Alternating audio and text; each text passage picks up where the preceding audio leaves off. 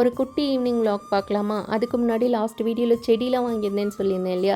என்ன செடிலாம் வாங்கினேன்னு பார்க்கறதுக்கு முன்னாடி ஃபஸ்ட்டு நம்ம பால்கனியை க்ளீன் பண்ணிடலாம். இருக்கிற காற்றுல நிறைய மணலாக இருந்தது. அது கூட லைட்டாக மழையும் வந்துச்சா நல்லா கரை பிடிச்சிருச்சு. இந்த சிஃப்னு இருக்கு இல்லையா, இது கேஸில் ஏதாவது ஸ்டெயின் ஆகியிருந்தாலோ இல்லை தரையில் கரைப்பட்டிருந்தாலும் வராத கரை கூட வந்துடும். இதை போட்டு க்ளீன் பண்ணோன்னா சூப்பராக க்ளீன் ஆகிடும். இல்லை சுத்தமாக க்ளீன் பண்ணியாச்சு. எனக்கு பால்கனினா ரொம்ப பிடிக்குமா, அதனாலே ஹஸ்பண்ட் மேக்ஸிமம் பால்கனி இருக்க வீடாக தான் பார்த்தாங்க. ரொம்ப முக்கியமான செடியெலாம் தான் ஃபஸ்ட்டு வாங்கினோம். அதில் வந்து ஆலிவேரா, அடுத்து பூச்செடியில் இட்லி பூ வாங்கியிருந்தோம். இதை நாங்கள் இட்லி பூன்னு தான் சொல்லுவோம். நீங்கள் எதுவும் வேறு நேம் சொல்லுவீங்கன்னா கமெண்ட்ஸில் சொல்லுங்கள். அடுத்து செம்பருத்தி, இது மார்னிங் எழுந்த உடனே பூத்து இருந்துச்சு. அதை பார்க்கும்போதே மனசுக்கு அவ்வளோ சந்தோஷமாக இருந்தது.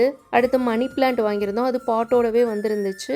அது கூட ரோஸ் செடி, அதுக்கப்புறம் ஓமம் வாங்கியிருந்தோம். ரொம்ப மினிமலாக தான் வாங்கியிருந்தோம். ஃபஸ்ட்டு நம்ம வைப்போம், எந்த அளவுக்கு வருதுன்னு பார்த்துட்டு நெக்ஸ்ட்டு கொஞ்சம் கொஞ்சமாக வாங்கிக்கலான்னு. எவ்வளோ அழகாக இருக்குல்ல, இதை பார்த்தாலே நம்மளுக்கு ஸ்ட்ரெஸ்லாம் குறைஞ்சிரும். பால்கனியில் பிளான்ட்ஸ் வளர்க்குறது ரொம்ப பிடிக்கும். அதை விட முக்கியமான விஷயம், சாமிக்கு பூ வைக்கிறது இங்கே நிஸ்பால கிடைக்க மாட்டேங்குது. அதுக்காக தான் மெயினாக வாங்கியிருந்தோம். டின்னருக்கு அடை தான் ரெடி பண்ணிட்டு இருக்கேன். ரொம்ப நாள் ஆச்சு அடை செஞ்சு, சரி பண்ணலான்னு சொல்லிட்டு சைடிஷ்க்கு தேங்காய் சட்னி வச்சுட்டு டின்னரை சூப்பராக ஃபினிஷ் பண்ணியாச்சு.